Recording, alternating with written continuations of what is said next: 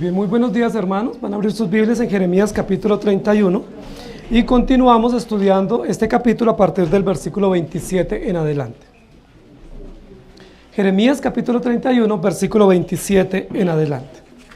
Todos los que hemos ido llevando la serie durante este año estamos muy entusiasmados, animados, edificados. Hay algunos elementos que son recurrentes en el estudio de este libro, pero cada vez vamos encontrando elementos nuevos, tanto del actuar del pueblo de Israel, como de las consecuencias que el pueblo está teniendo, y por supuesto lo que más nos interesa es del actuar de Dios.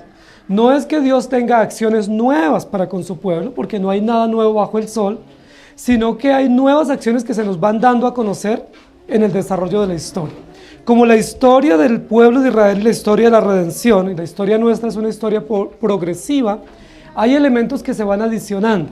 Y hoy vamos a ir encontrando unos nuevos elementos que no habíamos visto en el desarrollo del libro del profeta Jeremías.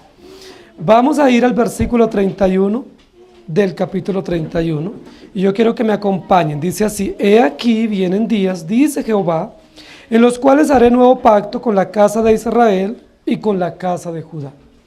En varias oportunidades en esta sección del capítulo 31 vamos a encontrar una expresión que se repite. Cuando nosotros hacemos estudio bíblico o estudio exegético, es importante que pongamos atención a las frases que se repiten, porque eso nos muestra una clave de lectura o una clave hermenéutica para nosotros aproximarnos a las verdades del texto, pero también nos muestra una figura que en muchos casos se da en la escritura, que es la repetición. Cuando algo se repite o se nos repite, es importante atender. Nosotros en muchas oportunidades en la Biblia encontramos frases que se repiten, como de cierto os digo. Sí, nosotros tenemos que ser llamados a la atención, porque sabemos que si se nos repite algo es porque hay un énfasis especial en esa expresión. Cuando nosotros trabajamos en la educación de nuestros hijos o cuando tenemos empleados, a veces le repetimos la misma frase a los empleados o a los hijos. ¿Qué es lo que queremos hacer con ellos al repetirles una frase? Llamar la atención a ellos para que vean que efectivamente lo que estamos diciendo tiene valor, tiene importancia y no puede ser pasado por alto. La expresión que se va a repetir en varias oportunidades en este capítulo, del versículo 27 al 31, es: He aquí vienen días. Y es la frase introductoria del párrafo en el versículo 27, y se va a repetir en otras oportunidades. He aquí vienen días. En el versículo 31 también va a decir lo mismo, y en el versículo 38 también va a decir lo mismo. He aquí vienen días. Y ese es el título de la predicación de hoy.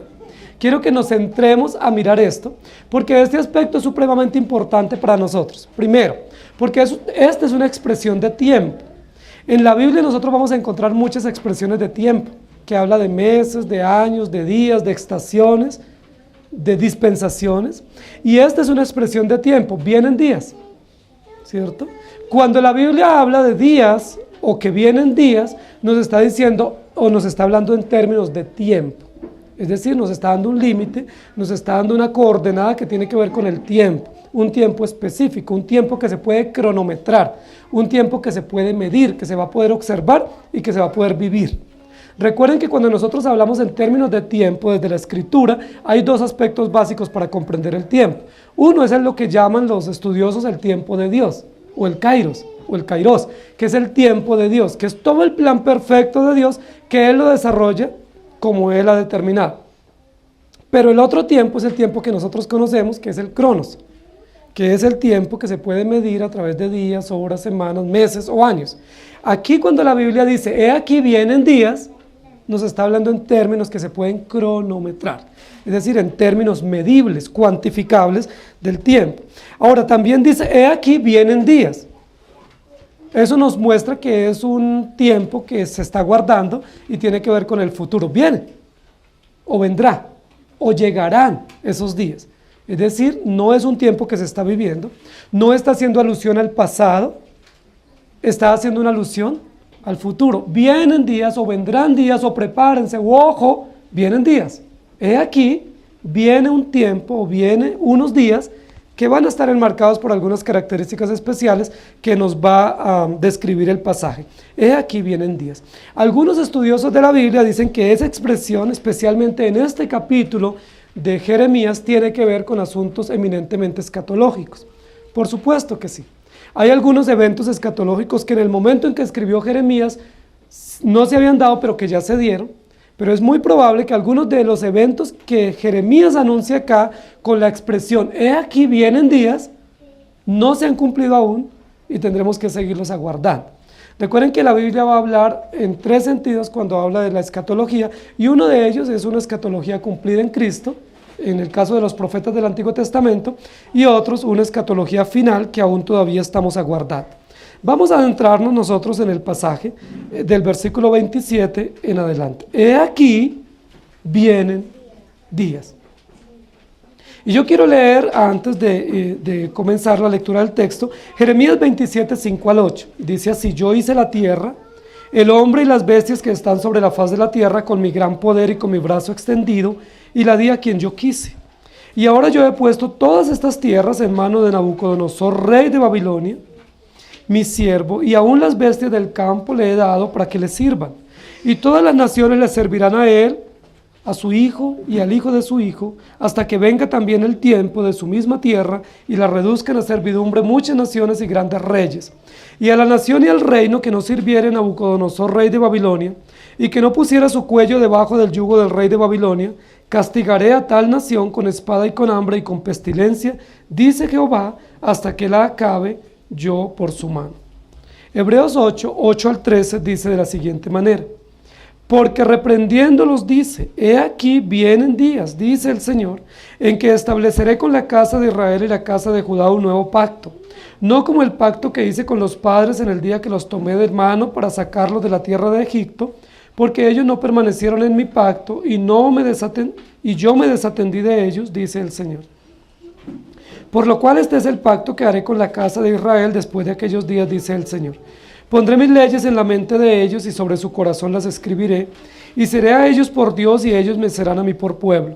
Y ninguno enseñará a su prójimo ni ninguno a su hermano diciendo, conoce al Señor, porque todos me conocerán desde el menor hasta el mayor de ellos, porque seré propicio a sus injusticias y nunca más me acordaré de sus pecados y de sus iniquidades. Al decir nuevo pacto ha dado por viejo al primero, y lo que se da por viejo y se envejece está próximo a desaparecer. Y luego en Isaías 45, 21, dice, proclamad y hacedlos acercarse, y entren todos en consulta. ¿Quién hizo oír esto desde el principio, y lo tiene dicho desde entonces, sino yo, Jehová? Y no hay más Dios que yo, Dios justo y salvador, ¿quién otro fuera de mí?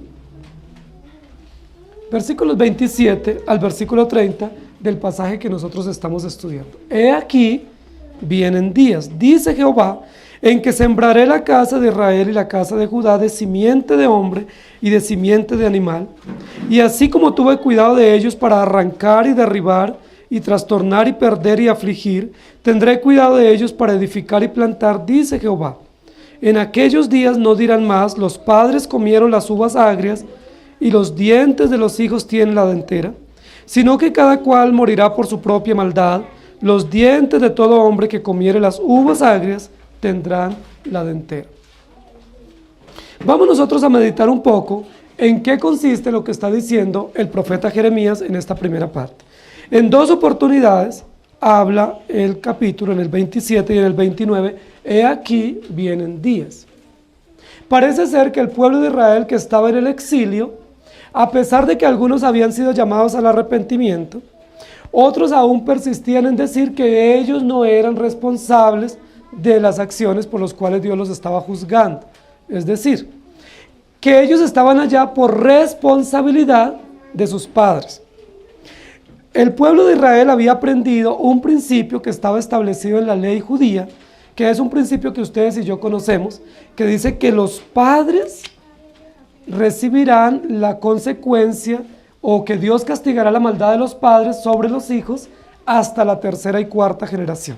Recuerden que eso está en la ley moral en Éxodo 20, y en muchos textos del Antiguo Testamento dice la Biblia que cuando los padres cometían un pecado, Dios cobraba la maldad sobre los padres, pero en muchos de los casos las consecuencias de ese pecado o la justicia en razón de ese pecado recaía sobre los hijos y sobre los nietos y sobre los bisnietos, hasta la tercera y cuarta generación. Ese es un principio bíblico natural de justicia. Dios estableció ese principio. Dios lo dejó por escrito, por varias razones. Primero, porque las acciones de los padres muchas veces son acciones deliberadas y recaen las consecuencias sobre los hijos, y es imposible que las consecuencias se limiten o se corten y no recaigan sobre los hijos. Por ejemplo, si usted como padre comete un error administrativo en las finanzas o en las propiedades que usted tiene, pues lo más probable es que cuando usted muera no le pueda dejar nada a sus hijos. ¿Y quiénes van a sufrir las consecuencias? Sus hijos, y probablemente los hijos de sus hijos, ¿sí?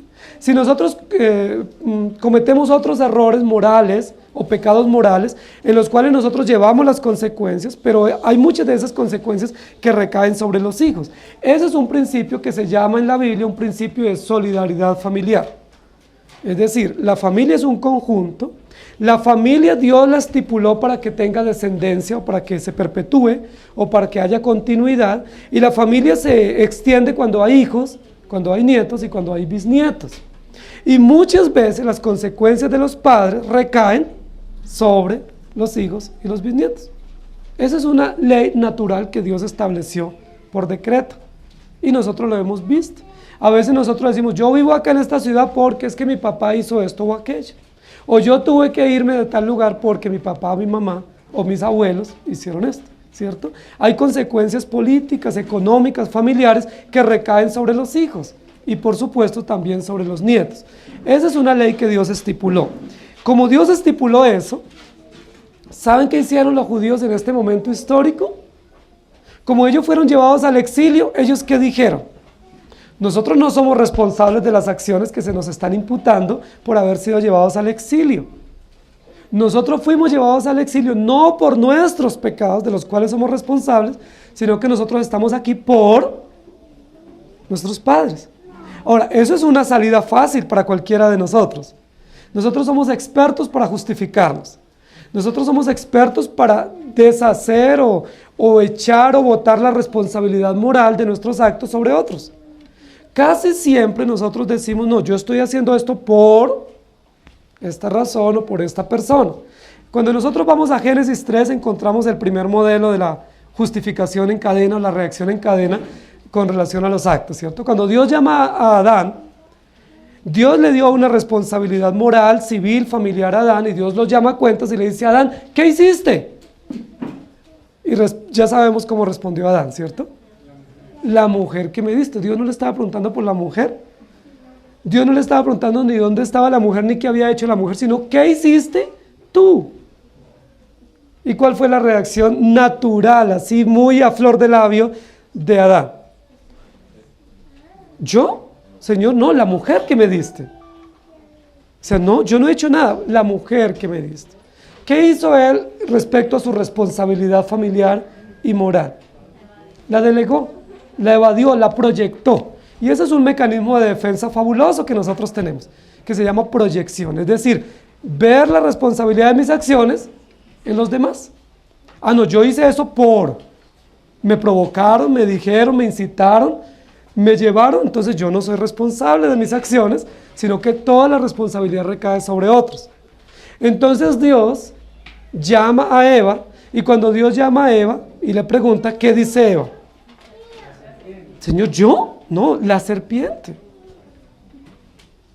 Entonces miren que ese modelo de justificación o de reacción familiar, que no tiene nada que ver con la solidaridad de la familia, lo está aplicando el pueblo de Israel en este momento. Es decir, ellos van a ser llevados al cautiverio, algunos ya lo están, y cuando Dios les pregunta o cuando ellos reaccionan sobre por qué están allá, ellos ¿qué es lo que están diciendo? Nuestros padres. Nosotros estamos aquí, somos inocentes, pero como Dios visita la maldad de los padres sobre los hijos, entonces estamos acá porque nuestros padres algo mal hicieron. La pregunta es, ¿eso era cierto? ¿Era cierto que Dios los estaba llevando al exilio por la responsabilidad de los padres bien anteriormente o por responsabilidades directas de ellos? Los reyes que ellos tenían en ese momento, como Joaquín, como Sedequías, como Joacín, Joacás, ¿habían sido responsables de lo que estaban viviendo? Claro que sí. El pueblo de Israel que estaba llevado al exilio era responsable directo de la idolatría y de la inmoralidad. Sí, sí lo era. ¿Por qué ellos se escudan en un principio de solidaridad familiar que fue dado en la ley de Moisés para decir nosotros somos inocentes, estamos aquí porque nos tocó cargar con la maldad de nuestros padres? Esa es la salida más fácil. Pero realmente lo que se esperaba era que ellos dijeran, sí hemos pecado contra Dios. Ciertamente nuestros padres fallaron y pecaron, pero nosotros también hemos pecado contra Dios y somos inmorales y somos idólatras y hemos sido rebeldes y desleales y estamos llevando justamente lo que merecen nuestras acciones. ¿Se acuerdan que esa fue la reacción de uno de los ladrones al lado de Jesús en la cruz? El ladrón al que el Señor tuvo misericordia, dice la Biblia que cuando el otro le increpaba y le decía, bueno, si tú eres hijo de Dios, pues bájate, sencillo. Y el otro ladrón le dice, ¿no temes tú a Dios estando en la misma condición? Este ciertamente es inocente, pero nosotros estamos aquí porque realmente tenemos acciones justas y condiciones reales por las cuales debemos estar pagando, y esta es la consecuencia natural. Entonces, el pueblo de Israel hizo lo que hizo Adán y Eva. Pero Adán y Eva lo que hicieron fue una reacción en cadena, ¿cierto? Del mayor al menor, pero ellos van del menor al mayor. Ellos culpan a los padres. Claro, no van a poder culpar a sus nietos, no habían nacido, ¿cierto? Pero ellos van a culpar a sus padres de lo que está pasando. En aquellos días no dirán más, dice Dios. Versículo 29. Los padres comieron las uvas agrias y los dientes de los hijos tienen la dentera. ¿Qué era lo que estaban ellos diciendo? Nosotros estamos teniendo esta consecuencia por el pecado de nuestros padres. Y era un dicho, era un proverbio común entre los judíos. Los padres se comen las uvas agrias y a quienes les da la sensación o el mal olor en los dientes. No a los padres, sino a los hijos. Es decir, los hijos llevan o cosechan las consecuencias de los padres. Pero el Señor dice, llegará el momento en que no va a pasar eso.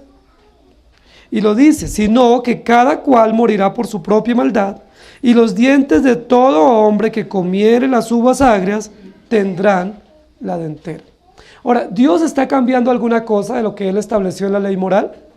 ¿Está Dios anulando un principio de solidaridad familiar y de consecuencia natural del pecado? ¿O está haciendo énfasis que si bien es cierto hay solidaridad familiar, en que hay consecuencias que van a caer sobre nuestros hijos, también hay responsabilidad individual en los actos? El profeta Jeremías no está diciendo, esto quedó anulado y ahora viene un nuevo principio. No, esto está, pero esto también está. Hay consecuencias que recaen sobre nuestros hijos, pero aunque haya consecuencias así, también cada hijo es responsable de sus propios actos. Aún los hijos pequeños son responsables de sus propios actos. Si no fuese así, nosotros no disciplinaríamos a nuestros hijos. Si usted, cuando un hijo comete un error o una falta, y usted en lugar de disciplinarlo dice, no, es que esa es mi culpa, usted está aplicando este principio de manera incorrecta. Porque claro que muchas de las cosas que nuestros hijos están haciendo son responsabilidad nuestra. Porque no los disciplinamos a tiempo, porque fuimos permisivos, porque no les pusimos límites, porque no fuimos claros, porque no les dimos ejemplo. Pero aunque eso sea cierto, también es cierto que nuestros hijos son responsables y tienen que llevar la consecuencia natural de sus actos deliberados. ¿Estamos de acuerdo? Entonces lo que el profeta Jeremías está es articulando dos verdades. Una verdad histórica que se dio, pero no descuidando otra verdad junto a esa, y es que hay una responsabilidad individual por todas las acciones. Yo no puedo descuidarme en los demás. Yo no puedo decir, yo no pago impuestos porque es que se los roba el gobierno. Bueno, el gobierno es responsable de lo que haga mal, pero yo soy responsable de mis deberes. Es que yo no diezmo en la iglesia porque es que allá no necesitan. Bueno, eso no es problema suyo. La iglesia verá cómo administra, o el gobierno verá cómo administra, pero de nosotros es responsabilidad lo que Dios nos imputa o nos encarga de manera directa como responsabilidad. Dice el versículo 27, vienen días, dice Jehová, en que sembraré la casa de Israel y la casa de Judá de simiente de hombre y simiente de animal, así como tuve cuidado de ellos para arrancar, derribar. Si ustedes pudieran ubicarse un poco en el texto de Jeremías capítulo 1, cuando Dios llama a Jeremías le dio varios encargos en la misión, ¿cierto? Le mencionó varias acciones en unos verbos en infinitivo que tenía que él desarrollar como profeta, ¿cierto? Te he puesto hoy para, ¿recuerdan? Arrancar, derribar, destruir, ¿cierto? Arruinar y para edificar y plantar. Hay 6 acciones que Dios le da a Jeremías como tareas propias de su función profética. Y de esas 6 acciones, 4 están en un contexto que algunos llamarían contexto negativo: arrancar, derribar, destruir y arruinar. Y 2 que estarían en un contexto positivo: edificar y plantar. Si ustedes se ubican en el versículo 28 del capítulo 31, hay 7 acciones. En Génesis 1 eran 6, ahora tenemos 7 acciones. No ha cambiado el plan de Dios. Siguen siendo mayoritarias las acciones que tienen que ver con derribar, arrancar, limpiar, preparar el terreno. Ahora, ¿por qué son más las acciones que tienen que ver con ese trabajo arduo de arrancar y derribar? Porque realmente si nosotros vamos a edificar, primero tenemos que preparar el lugar, y el trabajo de la fundamentación o de la cimentación para la edificación o para sembrar es mucho más arduo que el trabajo de edificar y de plantar. Lo que Dios le está diciendo a Jeremías y a nosotros es: si vamos a hacer algo nuevo, necesitamos de raíz arrancar y limpiar y derribar todo lo malo que hay. Y el versículo 27, Dios usa una metáfora muy interesante, porque Dios está diciendo que Dios va a sembrar la casa de Israel de simiente de hombre y simiente de animal. Y está hablando como si fuera en términos de agricultura, ¿cierto? Porque en términos de agricultura nosotros preparamos terrenos y alistamos semillas y las regamos y sacamos un cultivo. Pero acá está diciendo que Dios se va a proveer de una nueva semilla, y es una nueva semilla tanto de animales como de personas, para sembrar la tierra y para poder cultivarla, porque Dios ya ha preparado el terreno, limpiando, arrancando, preparándolo para que luego se pueda edificar y plantar, dice Jehová. Queridos hermanos, Dios está hablando de una nueva generación que Dios va a traer del exilio para hacer que ellos puedan poblar nuevamente la tierra. Dice, cada uno tendrá que asumir su propia responsabilidad. Uno de los postulados de la familia que va a ser traída para repoblar la tierra es que va a comprender que hay una responsabilidad individual. Aunque hay una responsabilidad familiar o nacional, también hay una responsabilidad individual. Nosotros con muchísima facilidad nos olvidamos de nuestra responsabilidad familiar, de nuestra responsabilidad individual, y lo ponemos en el contexto de la familia. Ah, no, es que en mi casa no hacen eso. No, es que mi familia dijo que no. No, es que nosotros nos pusimos de acuerdo, pero nunca dicen: no, yo soy responsable. Y nosotros lo vemos con muchísima facilidad cuando disciplinamos a nuestros hijos. Cuando llamamos a nuestros hijos a cuentas por una acción equivocada, ¿cuántas de las veces que lo hacemos nuestros hijos dicen: sí, yo lo hice mal y te pido perdón? ¿Cuántas veces que nosotros llamamos a nuestros hijos para la atención por algo, ellos dicen: sí, papi o mami, yo obré mal y yo merezco la disciplina, estoy dispuesto a recibir la disciplina, yo obré mal? ¿Qué hacen siempre? Yo no fui, yo no sabía, no me acordé, ¿sí? O tú me dijiste, o no te entendí. ¿Qué es lo que ellos están haciendo implícitamente? Desconociendo su responsabilidad y proyectando su responsabilidad en terceras personas. Es decir, yo tuve la culpa, él no la tuvo. Pero ¿quién fue el que cometió la acción equivocada? ¿Yo o él? Él. Entonces, ¿por qué él dice que él no es responsable y que soy yo? Porque es una tendencia natural por nuestro pecado. Nosotros no estamos capacitados por nuestra propia condición para decir: sí, yo pequé contra Dios y yo asumo las consecuencias. Cuando hay pecados en la iglesia, muy raras veces uno dice: mire, pastor o anciano, yo pequé y quiero que me pongan en disciplina, yo he obrado muy mal. ¿Nosotros qué hacemos? No, yo no he hecho nada. No fue tanto, adulteré solamente, pero no es para tanto. Eso no era mucho, y es que me provocaron y me incitaron. Y si usted supiera, pastor, si yo le contara cómo fue, es decir, no soy responsable, ¿cierto? Casi que el pastor es responsable de que el otro adultere, o la esposa es responsable de que el otro fue adúltero, ¿sí? Todo el mundo es responsable, a veces la iglesia es responsable, que no me cuidaron, es que no me visitaron, no oraron por mí. Y dice, ¿desde cuándo es responsabilidad de la iglesia evitar un adulterio visitando al hermano? Cuando eso son responsabilidades propias de la cual tenemos que rendir cuentas. He aquí, vienen días en los cuales se establecerá justicia familiar. El contexto de los primeros versículos está en el contexto de la justicia familiar. Es decir, no nos culpemos unos a otros en la familia. No nos señalemos unos a otros delegando responsabilidades, sino asumamos nuestra propia responsabilidad. Asumamos que si bien somos familia y hay una solidaridad intrínseca en la familia, también cada miembro es responsable dentro de la familia de cumplir su función y de dar cuentas a Dios por sus propias acciones. He aquí, vienen días. Éxodo 20, 5 y 6 dice, no te inclinarás a ellas ni las honrarás, porque yo soy Jehová tu Dios, fuerte, celoso, que visito la maldad de los padres sobre los hijos, hasta la tercera y cuarta generación de los que me aborrecen, y hago misericordia a millares de los que me aman y guardan mis mandamientos. Y Éxodo 34, 7 dice, que guarda misericordia a millares, que perdona la iniquidad, la rebelión y el pecado, y que de ningún modo tendrá por inocente malvado, que visita la iniquidad de los padres sobre los hijos, y sobre los hijos de los hijos, hasta la tercera y cuarta generación. Y en Deuteronomio 5:9 dice, no te inclinarás a ella ni la servirás, porque yo soy Jehová tu Dios, fuerte, celoso, que visito la maldad de los padres sobre los hijos, hasta la tercera y cuarta generación de los que me aborrecen.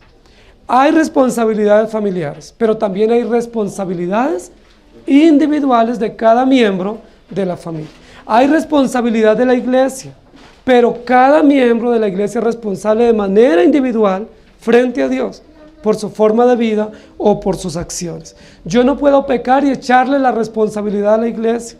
Yo no puedo dejar de volver a la iglesia y responsabilizar al consistorio.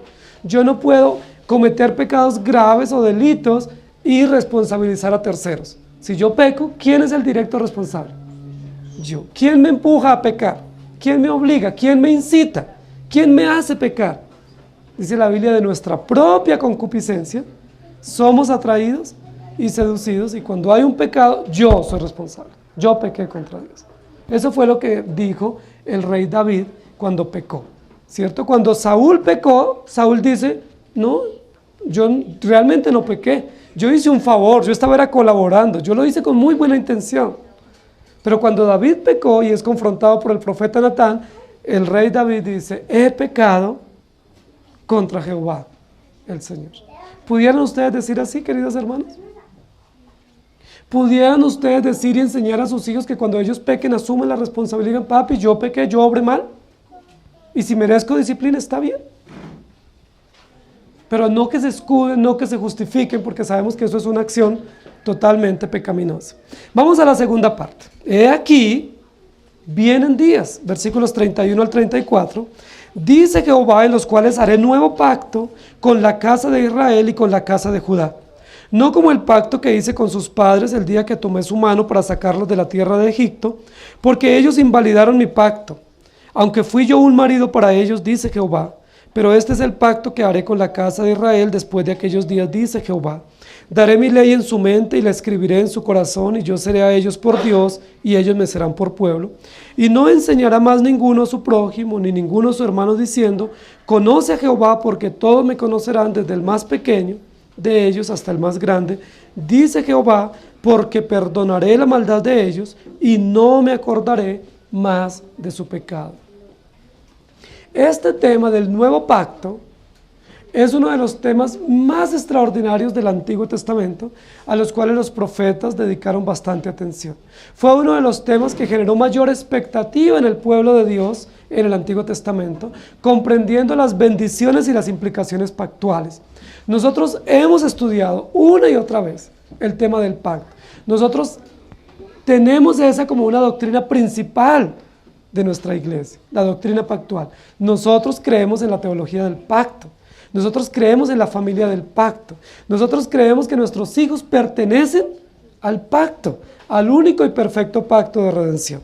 Este pasaje es un pasaje que ha sido controversial y que luego se toman algunos elementos de ese pasaje en el libro de Hebreos. He aquí vienen días cuando yo haré un nuevo pacto con la casa de Israel, no como el pacto que hice con sus padres el día que los tomé para sacarlos de la tierra de Egipto, porque ellos invalidaron mi pacto.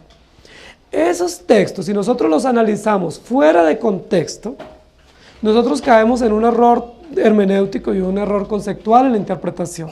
Porque lo que estaría diciendo, así a simple vista, es: yo hice un pacto con el pueblo de Israel cuando los saqué de Egipto, ellos violaron mi pacto, entonces ese pacto se desconoce y ahora haré un nuevo pacto. Es decir, Dios hizo un pacto, el pueblo violó el pacto, y como lo violó, Dios se ve obligado a establecer un nuevo pacto. ¿Eso es correcto?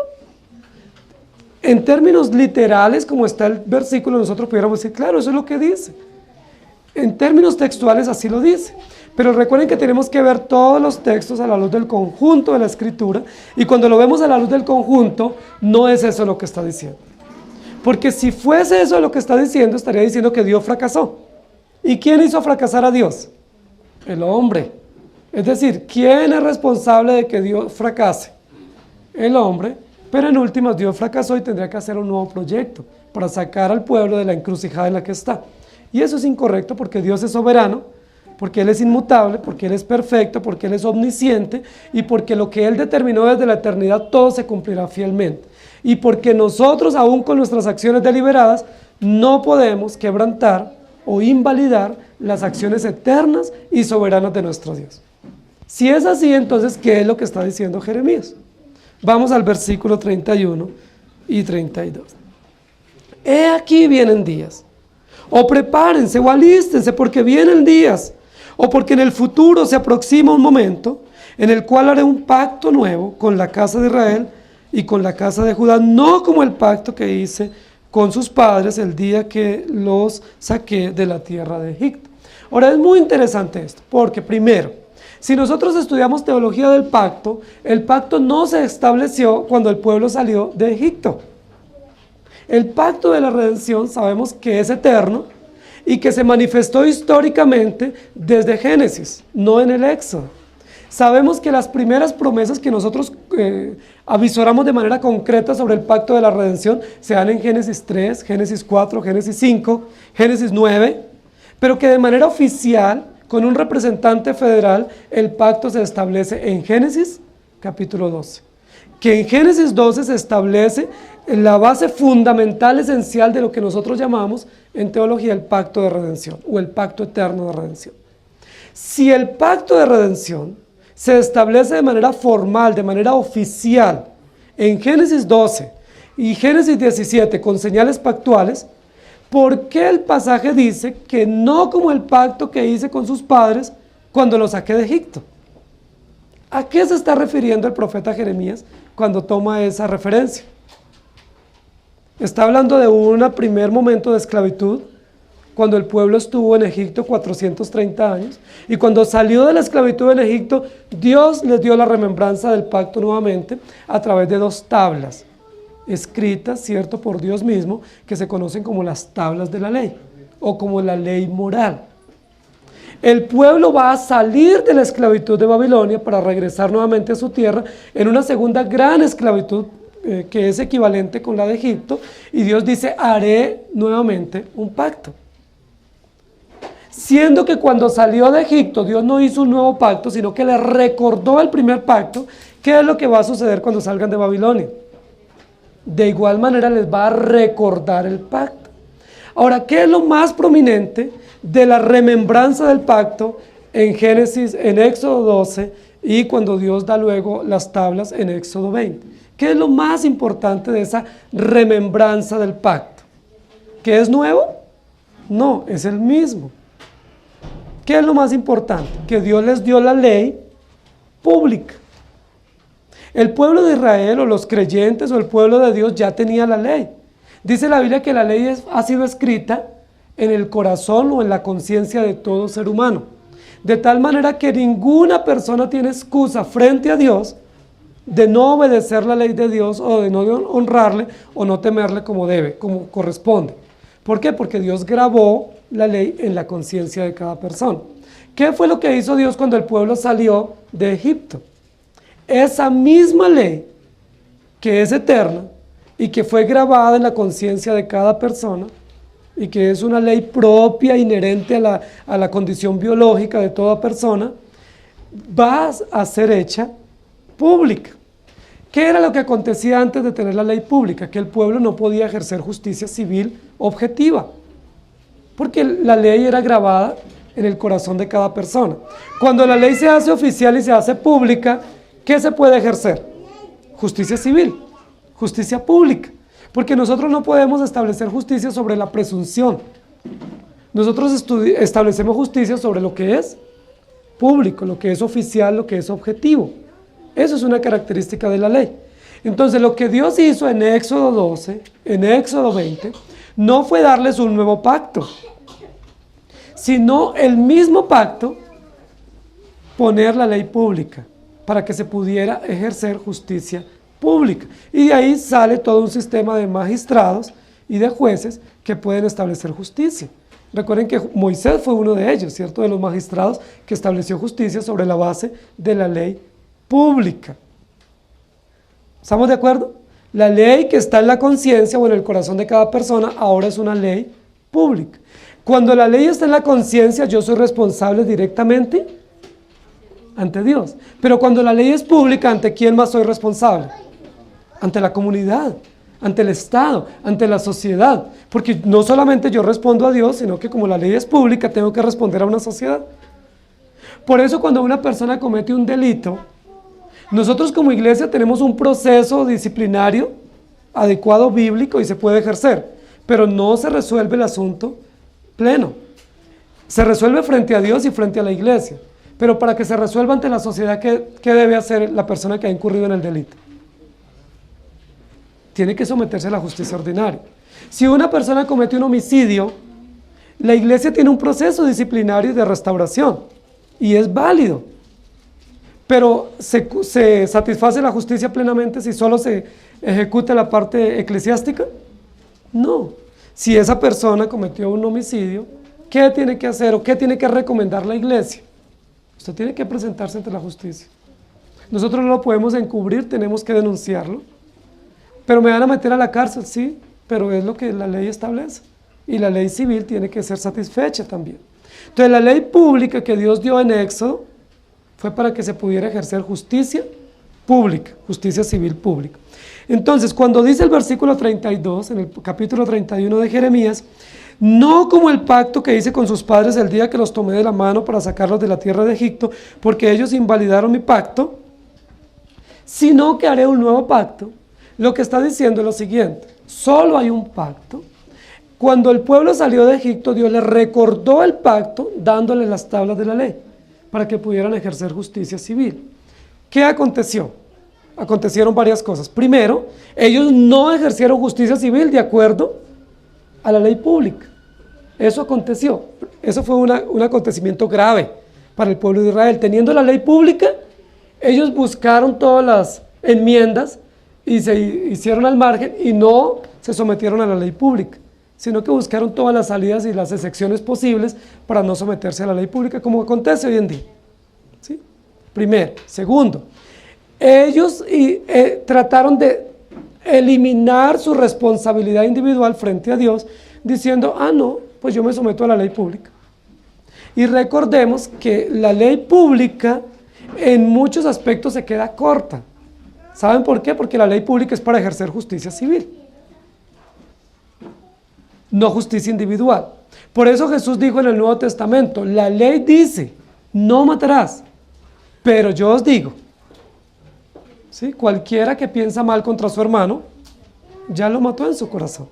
Pero la ley civil no nos pudiera juzgar por eso.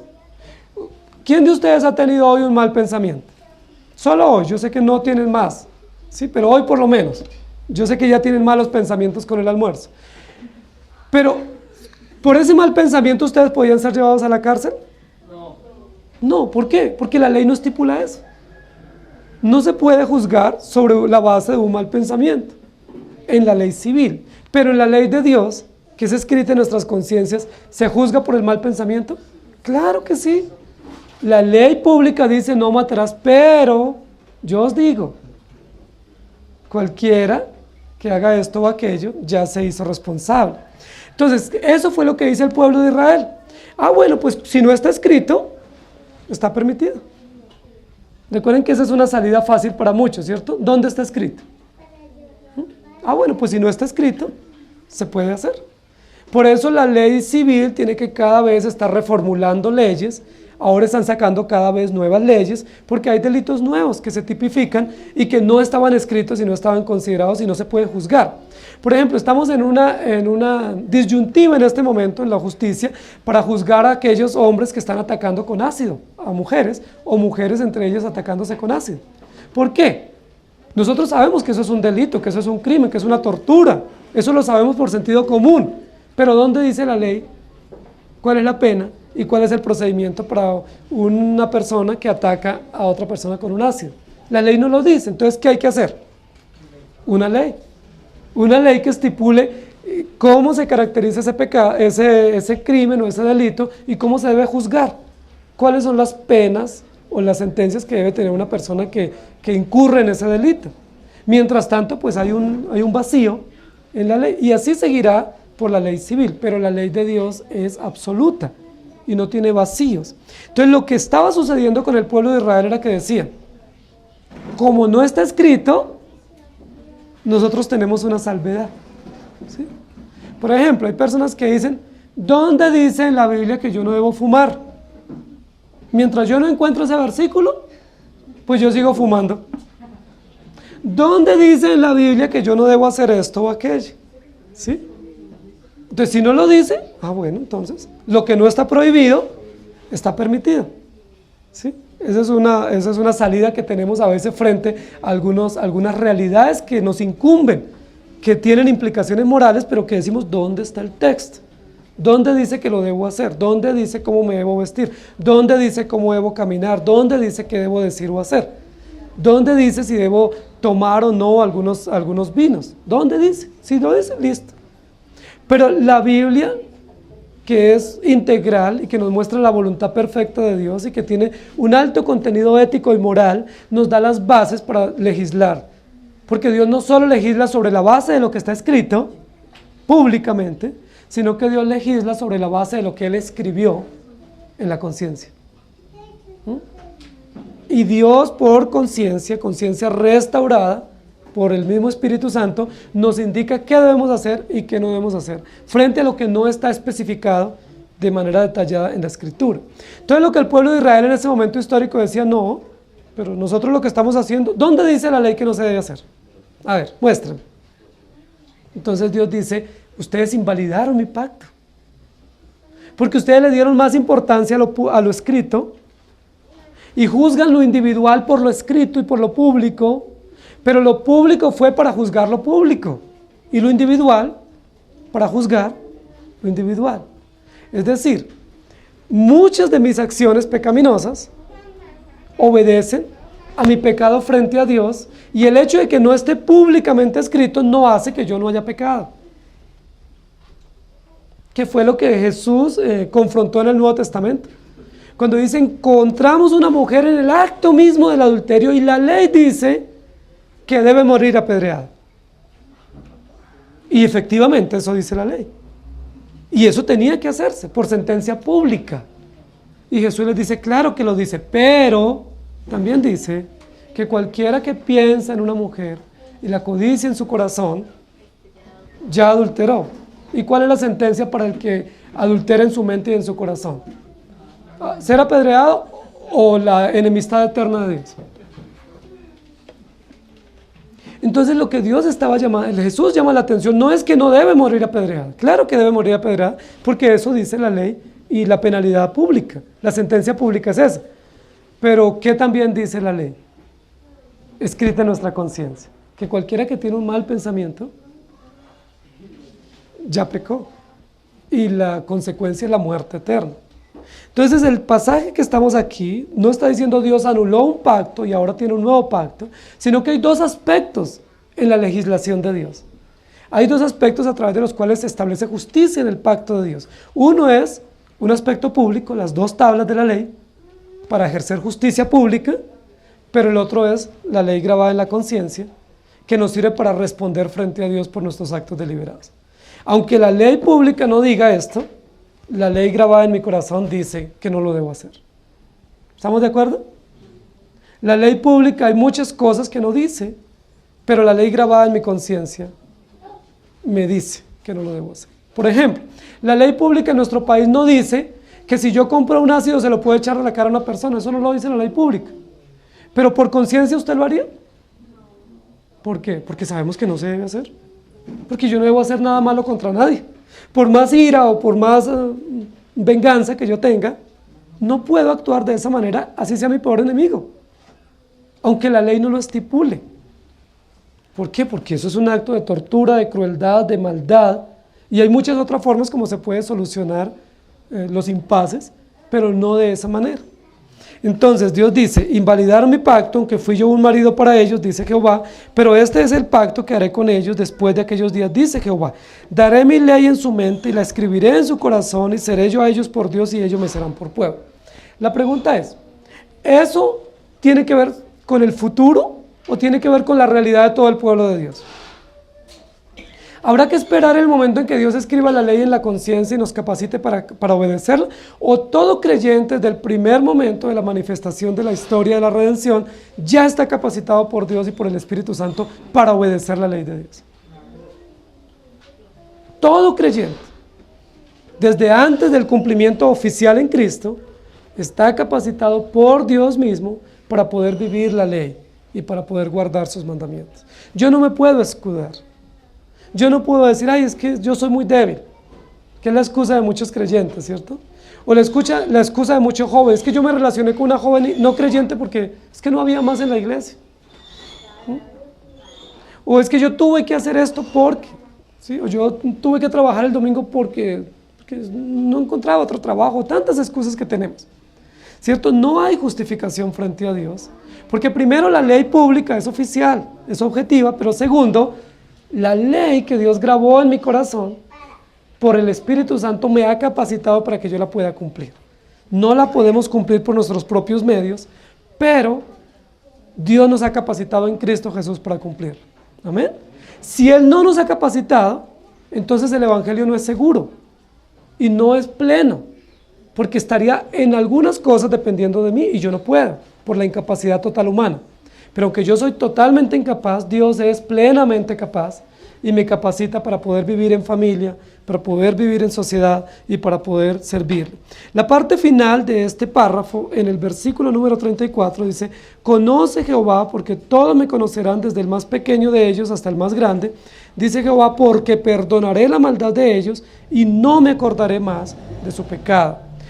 La parte final de esa sección es muy interesante porque nos pone en el contexto del perdón. ¿Y por qué se tiene que perdonar a alguien? Porque ha cometido una falta, porque ha cometido un delito y porque es responsable, ¿cierto? Esta es una realidad que el pueblo de Israel vivía. Yo no sé si ustedes recuerdan una gran celebración que Dios instituyó de manera oficial para los judíos cada 50 años o cada 49 años. ¿Se acuerdan? El año del jubileo. El año del jubileo era uno de los años más esperados por todos los judíos. Especialmente por los judíos pobres, por los judíos esclavos y por los judíos que estaban pasando algunas situaciones calamitosas difíciles. ¿Por qué? Porque en el año del jubileo, que era 7 años o 7 series de 7 por 7, 49, venía el año del jubileo. El año del jubileo era el año en el cual se perdonaban todas las deudas. ¿Sí? Creo que está por llegar ese año. Vienen días en que viene el año del jubileo y se perdonarán todas las deudas.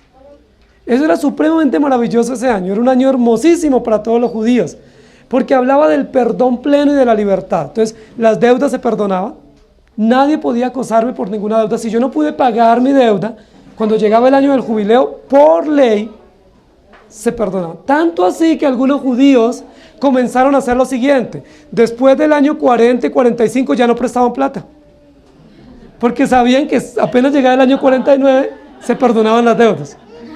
Entonces tenían 49 años para prestar. Y claro, al principio era muy importante porque yo tenía mucho tiempo para poder recuperar mi dinero. Pero el año del jubileo era el año del perdón. ¿Perdón de qué? Perdón de las deudas. Todas las deudas se cancelaban.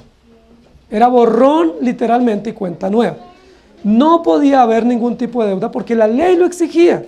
Pero otro de los aspectos básicos del jubileo era la libertad. Todos los esclavos quedaban libres. Era el año donde todos los esclavos podían irse por ley, no estaban sometidos, al menos que ellos dijeran voluntariamente: mi amo es tan bueno, o no tengo para dónde irme, y yo me quedaría. Y entonces dice que tendrían que hacerle horadarle la oreja y no ponerle un piercing, sino solamente le horadaban la oreja, y era una señal de que él voluntariamente, de por vida, se quedaba para trabajar con ese amo, porque era un amo muy bueno, muy generoso, y porque él tenía futuro con ese amo, a pesar de la esclavitud. Entonces era el año del perdón y el año de la libertad. Cada 49 años venía el año 50, que era el año donde más los judíos esperaban. Era un año de fiesta, era un año de placer, era un año de celebración, un año de alegría, un año donde no había zozobra, no había angustia por pagar deudas, no habían cuotas, no había nada, no habían intereses, todo se perdonaba. La gente volvía a su casa, los esclavos volvían a vivir con su familia, era maravilloso. ¿Quién estipuló ese año? Dios. ¿Qué remembra ese año en la historia de la redención? A Cristo. Cristo es nuestro jubileo, pero nuestro jubileo no por un año, ni cada 49 años, sino permanente, que no solo nos da libertad verdadera y plena, sino que también perdona totalmente todas nuestras deudas. Y eso tiene que ver con la justicia y la justificación. El jubileo bíblico, o el jubileo que representa esta celebración judía, es la plena libertad de nuestros pecados, el pleno perdón en Cristo Jesús. Justicia y misericordia caminando juntas por gracia de Dios para mostrarnos la bondad de la redención. El pueblo de Israel, ¿cuántos años estuvo en este momento de esclavitud? 70 años. Algunos dicen que es desde la primera deportación hasta el regreso final, los 70 años. Entonces, ¿los judíos pudieron celebrar el jubileo en ese periodo? No pudieron, porque no pudieron celebrar Pascua, no pudieron celebrar las fiestas, no celebraban matrimonio, no celebraban aniversarios, no pudieron celebrar en 70 años tantas festividades distintivas que de la familia y del pueblo. Y había una gran angustia, un gran dolor. ¿Ustedes se imaginan que no pudiéramos celebrar el aniversario hoy? Muy doloroso. Pero el pueblo de Israel, Dios les dice: vienen días. Es decir, prepárense, alístense, preparen todo, porque vienen días en que podrán celebrar. Y podrán celebrar el jubileo. Cuando el Señor habla del pacto y habla del perdón, ¿realmente de qué está hablando Jesús como celebración judía? Del jubileo. Es decir, ustedes podrán salir de la esclavitud para celebrar un gran jubileo. Es decir, el júbilo y la victoria por la libertad y por el perdón de los pecados. Vienen días en que yo les perdonaré sus pecados y no me acordaré nunca más de ellos. ¿Saben de qué está hablando el profeta Jeremías? En términos históricos está hablando del jubileo judío. Es decir, llegará el momento en que regresarán a su tierra y todas las deudas se perdonarán y podrán vivir nuevamente en su tierra con toda la libertad que conlleva el vivir en la casa de uno y con su familia y con su pueblo. Pero en términos espirituales, ¿de qué está hablando Jeremías? Vienen días. Es decir, se aproxima, se vislumbra la venida de Jesucristo, que cumplirá plenamente todas las implicaciones pactuales, de manera oficial, y a través de su muerte en la cruz y de su resurrección, se cumplirá plenamente el jubileo cristiano. Es decir, la libertad de nuestros pecados y el perdón de todas nuestras culpas. Vienen días. Jeremías es el profeta de la esperanza. Y recuerden que dijimos que capítulos 29 al 33 es lo que llaman los biblistas el libro de la esperanza. Es la sección de la esperanza, y eso es lo que está haciendo Jeremías. Recobren la esperanza, judíos. Hay dos aspectos en los cuales ustedes deben recobrar la esperanza. Primero, aspectos históricos: volverán a su tierra. La esclavitud no es permanente. Pero aspectos espirituales: Jesucristo es el que perdona nuestros pecados y el que nos da plena libertad. Él es nuestro jubileo, y ese es el año que aguardamos. A nosotros nos agradaría muchísimo que nos dijeran: llega diciembre y se perdonan todas las deudas que tenemos con los bancos. ¿quiénes de ustedes se beneficiarían? Y las deudas personales y familiares y todos nos beneficiaríamos, ¿cierto? Eso nos agradaría muchísimo. Pero ¿saben qué nos agrada mucho más que eso? El jubileo bíblico, que el Señor perdone todos nuestros pecados, aunque las deudas con los bancos continúen. Aunque las deudas con terceros continúen, el Señor perdona nuestros pecados y nos da plena libertad en Cristo Jesús. Amén. Perdonaré sus pecados y no me acordaré más de ellos. Pacto, jubileo, celebración, van juntos para mostrarnos las gracias de Cristo Jesús, el perdón comunal. Vienen días. Lucas 22:20 dice, de cuál manera, después que hubo cenado, tomó la copa diciendo, esta copa es el nuevo pacto en mi sangre, que por vosotros es derramado. Y también en Hebreos 9:15 dice, aquí, por eso es mediador de un nuevo pacto, para que interviniendo muerte para la remisión de las transgresiones que había bajo el primer pacto, los llamados reciban la promesa de la herencia eterna. ¿Saben, queridos hermanos? La ley pública no da esperanza. Porque la ley pública sirve para juzgar públicamente y nos muestra la justicia pública. Pero la ley de Dios grabada en nuestros corazones, que es la misma ley pública, por la gracia y la intervención del Espíritu Santo que nos capacita para cumplirla, nos da esperanza. Porque aunque la ley es dura y la ley muestra mi pecado, ¿qué hace el Espíritu Santo frente a la ley en mi corazón? Me capacita para cumplirla y me da esperanza. Cuando nosotros vamos a los textos que dice cualquiera que mira a una mujer o la propiedad de otra persona para codiciarla, ya pecó en su corazón. Claro, la sola letra de la ley nos trae muchísima culpa y muchísima carga. Porque ¿quién de nosotros no ha mirado el bien ajeno y lo hemos codiciado? ¿Quién de nosotros cuando va al centro comercial no termina lleno de codicia y de avaricia? ¿Quién de nosotros cuando vemos a otros pasar por nuestro lado no estamos llenos de avaricia y de vergüenza y de culpa y de rabia por lo que tenemos? Pero ¿cuál es la esperanza nuestra frente a esa misma ley? Que aunque nosotros somos pecadores, ¿qué hizo Jesucristo? Grabó su ley en nuestro corazón y nos capacitó para cumplirla. En Cristo Jesús hay esperanza. Vienen días que el pueblo saldrá de la esclavitud y volverá a la tierra, pero también que Jesucristo morirá y oficialmente cumplirá con todas las demandas del pacto. Y vamos a la tercera parte, versículos 35 al 40. Así ha dicho Jehová, que da el sol para luz del día, las leyes de la luna y de las estrellas para luz de la noche, que parte el mar y braman sus ondas, Jehová de los ejércitos es su nombre. Si faltaren estas leyes delante de mí, dice Jehová, también la descendencia de Israel faltará para no ser nación delante de mí eternamente. Así ha dicho Jehová, si los cielos arriba se pueden medir y explorarse abajo los fundamentos de la tierra, también yo desecharé toda la descendencia de Israel por todo lo que hicieron, dice Jehová. He aquí que vienen días, dice Jehová, en que la ciudad será edificada desde la torre de Anael hasta la puerta del ángulo, y saldrá más allá del cordel de la medida delante de él sobre el collado de Garet, y rodeará a Goa y a todo el valle de los cuerpos muertos y de la ceniza y todas las llanuras hasta el arroyo de Cedrón, hasta la esquina de la puerta de los caballos al oriente. Será santo a Jehová, no será arrancada ni destruida más para siempre. Este capítulo termina de una manera supremamente maravillosa. ¿Saben qué es lo que está diciendo el texto?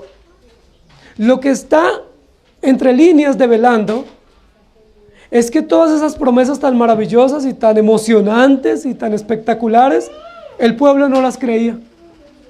¿Ustedes se pueden imaginar? Eran tan hermosas y son tan hermosas estas promesas que ustedes y yo nos podemos emocionar, pero ¿saben que el pueblo no las creía? Y el pueblo de Israel decía, no, no puede ser. ¿Jubileo? ¿Perdón de deudas? ¿Volver a la tierra? ¿Tener esperanza, vivir en familia? 70 años en cautiverio, esto no va a cambiar. ¿Y saben qué Dios les da? Dios les da garantía de que Él es fiel. Y una forma maravillosa para mostrarnos de algunos aspectos del carácter de Dios es la creación. Y Dios toma un aspecto fundamental de su carácter y de su manifestación, y es la creación. El primer aspecto del carácter de Dios, o el primer oficio a través del cual conocemos nosotros a Dios en la Escritura, es la creación. Génesis, ¿cómo abre la Escritura? En el principio creó Dios. ¿Cuál es el primer oficio que Dios realiza? La creación. Lo que hace el profeta, inspirado por el Espíritu Santo, es llevar al pueblo incrédulo, al pueblo sin esperanza, a ir al primer oficio de Dios. Ese primer oficio se llama la creación. ¿Quién hizo el sol? ¿Quién hizo la luna? ¿Para qué hizo Dios el sol? Para que alumbre en el día. ¿Para qué hizo Dios la luna? Para que alumbre en la noche. ¿Cuántas veces en los años que ustedes tienen ha dejado el sol de alumbrar? ¿Cuántas veces la luna ha dejado de cumplir su función? ¿O se han cambiado de roles que de pronto el sol dijo, ya me cansé de alumbrar y yo quiero ser luna y la luna pasó a ser sol? ¿Ha pasado eso? ¿Pasará algún día? ¿Cambiará el orden de los tiempos? ¿O que Dios diga, pero es que alumbrar solo por 12 horas y volver a salir? ¿Por qué no mejor yo alumbro por un mes y ustedes pues por una noche cuidan? Por un mes sale la luna 24 horas. ¿Cambiarán las cosas? ¿Quién estableció esos astros? ¿Quién estableció los horarios y las funciones y los límites? Dios. ¿Podrá cambiar? ¿Será que Dios dice, no, ya, 6.000 años de historia y el sol alumbrando de día? Mejor pongámoslo un poco más opaco y que cumpla la función de noche. Y la luna, pues, ustedes saben que por equidad de género, ¿cierto? Y por justicia equitativa, pues la luna debiera también salir de día y alumbrar. ¿O es que la luna no puede? No, la luna será siempre luna y cumplirá su función en la noche. Y el sol será siempre sol, nunca dejará. Mientras la tierra permanezca, habrá sol, habrá luna y hará todas las funciones de la sementera y del cultivo y de la cosecha. ¿Qué es lo que Dios está diciendo aquí? Versículo 15, versículo 35. ¿Quién dio el sol? ¿Cuál es la respuesta? Es una respuesta un poco infantil, ¿cierto? Es como cuando nosotros le decimos a los niños, ¿quién hizo los pajaritos? Y dice, ah. Pero Dios está haciendo así. ¿Quién hizo el sol? Es como de preescolar, ¿cierto? La pregunta que Dios hace. Pero ¿saben qué es lo que Dios está queriendo llevar al pueblo? Porque como el pueblo es incrédulo, Dios los lleva a cosas que ellos ven. ¿Ustedes han visto el sol? ¿Quién lo hizo? ¿Por qué el sol sale solo de día? ¿Alguna vez el sol ha dejado de salir? ¿Y cuál es la respuesta de los que están ahí escuchando esta clase básica de plastilina? No, no ha dejado de salir. Ah, bueno. Como yo hice el sol y el sol siempre ha cumplido su función, entonces soy yo el que les digo que los voy a traer del exilio. ¿Pueden creer?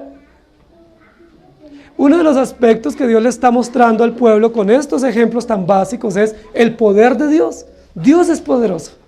Pero otro aspecto supremamente básico es Dios es inmutable.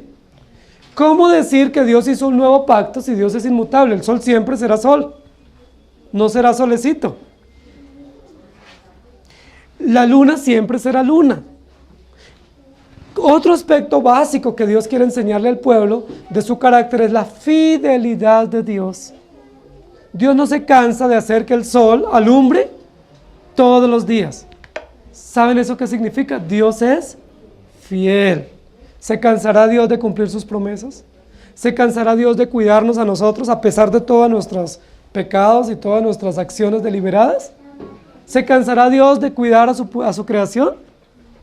Si Dios no se cansa de cuidar a su creación, animal y vegetal, ¿se cansará Dios de cuidarnos a nosotros, que somos vivos reflejos de su gloria y de su poder?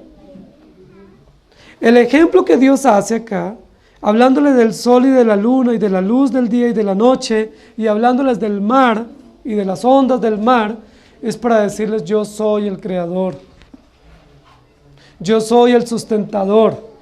Como creador soy poderoso, como creador soy fiel, como creador soy inmutable. Entonces, créanme, ustedes no pueden creer porque el exilio es largo y porque la crueldad de sus invasores es grande.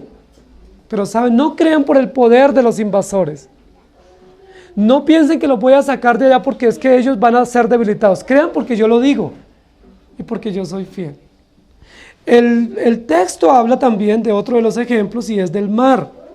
Y una de las cosas a las cuales más respeto le tenían los judíos era el mar. Los judíos eran temerosos del mar y ellos sabían en esa época pues que el mar era pues una gran extensión de agua que ellos no podían encontrarle límite. Recuerden que todavía no se habían desarrollado todos los medios de transporte y todo el desarrollo de la ciencia, del conocimiento geográfico para poder saber los límites del mar. Entonces los judíos le tenían gran respeto al mar. Y el Señor dice en el versículo 35 que Dios es el que parte el mar y braman sus ondas, Jehová de los ejércitos. Si faltaren estas leyes delante de mí, dice Jehová, también la descendencia de Israel faltaría. Es decir, el día que el sol no alumbre, ese día yo no seré Dios para ustedes. El día que el mar deje de existir, yo ya no seré su Dios. Es palabras menos, palabras más, lo que Dios les está diciendo. Si los cielos arriba se pueden medir y explorarse abajo los fundamentos de la tierra, también yo podré ser desechado y los desecharé.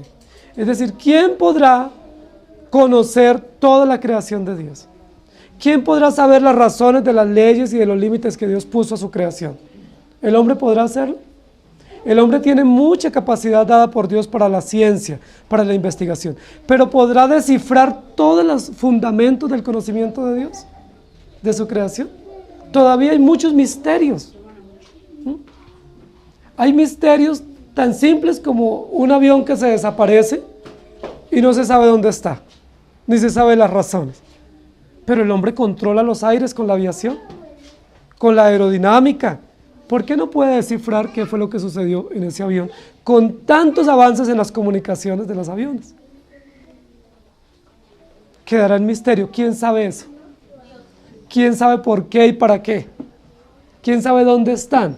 Y saben, no solo Dios sabe, sino que dice la Biblia que llegará el momento en que el mar entregará sus muertos para enfrentar el juicio de Dios. Vienen días en que no solo habrá justicia familiar, sino perdón comunal, pero también será edificada la casa de Israel. Si los cielos se pueden medir, Dios también puede ser medido. Si la tierra se puede explorar en su profundidad o el universo, Dios puede ser conocido plenamente. Lo que está diciendo allí es: Dios es todopoderoso, es fiel, es inmutable, es insondable, es incomprensible, es infinito. Yo soy Dios, ustedes son mi pueblo, créanme a mí. Yo les pregunto, ¿es mucho más sencillo así entender que debemos creerle a Dios? Claro, nosotros no podemos creer las promesas de los políticos. ¿Por qué? Porque son tan malos como nosotros, y tan interesados como nosotros, y tan egoístas como nosotros. Pero ¿saben a quién sí tenemos que entender y creerle? A las promesas de Dios. ¿Por qué? Porque Él es infinito.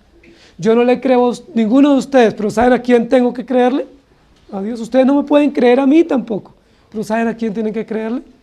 A Dios, porque Dios es fiel, porque Él es todopoderoso, porque Él es inmutable.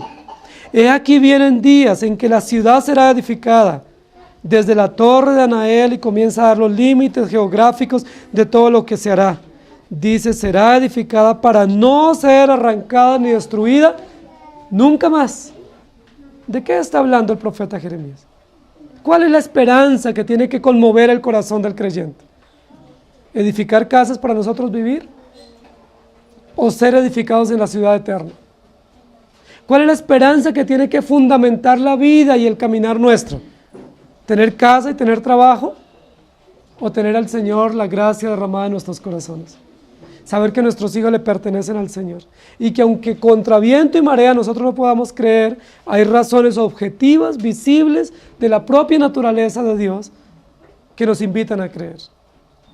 El día que el sol no alumbre, ese día usted no ore, porque Dios ya no existe. El día que usted no vea que la naturaleza funciona, ese día olvídese de Dios. ¿Llegará ese día? No, porque Dios es fiel. Vienen días en que disfrutaremos toda esa gracia del perdón, la gracia de la edificación y la gracia de la justicia en la familia. Oremos. Amado Señor, gracias por tu palabra. Gracias por los días que tú has previsto y provisto y determinado para nuestro bien y para tu adoración. Gracias porque vienen días y los días en ti siempre son mejores. Las circunstancias que vivimos muchas veces son adversas y controversiales, pero vienen días mejores para tu pueblo. No es una utopía, es la esperanza segura y firme que tenemos los creyentes en Cristo Jesús. Vienen días mejores, todo tiempo futuro será mejor para tu pueblo. Todo tiempo futuro es excelente, cada vez es más pleno. Nos acercamos y la luz de la aurora va en aumento hasta que el día es perfecto. Aquel que comenzó la obra la perfeccionará. Vienen días cada día mejores para los hijos tuyos, no por las circunstancias propias de la vida, sino por tu provisión eterna. Vienen días, Señor, en que ninguno enseñará al otro, sino que tu ley grabada en nuestro corazón y capacitados por tu Espíritu Santo para cumplirla, podremos conocerte, Señor, y conocer que eres fiel, conocer que eres inmutable, conocer que eres perfecto y todopoderoso, conocer que eres omnisciente. Gracias, Señor, por hablarnos en términos de la familia. Gracias por hablarnos en términos de pueblo como iglesia.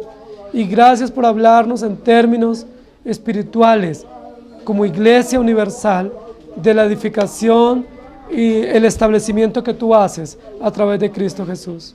Muchísimas gracias por darnos ejemplos tan sencillos, tan elementales, pero tan contundentes para entender que tú eres fiel. Solo viendo el sol, la luna, solo viendo el mar, solo viendo las corrientes de los ríos, viendo la luz, podemos comprender que tú eres fiel, que eres poderoso, que eres preservador, que eres inmutable. Te adoramos, Señor, y te agradecemos. Y te rogamos que nos ayudes a caminar en esos días preciosos, con la esperanza segura en esos días que vienen y en los que ya han pasado, sabiendo que tienes el control de nuestros días. En el nombre del Señor Jesús. Amén. El Señor les bendiga, hermanos.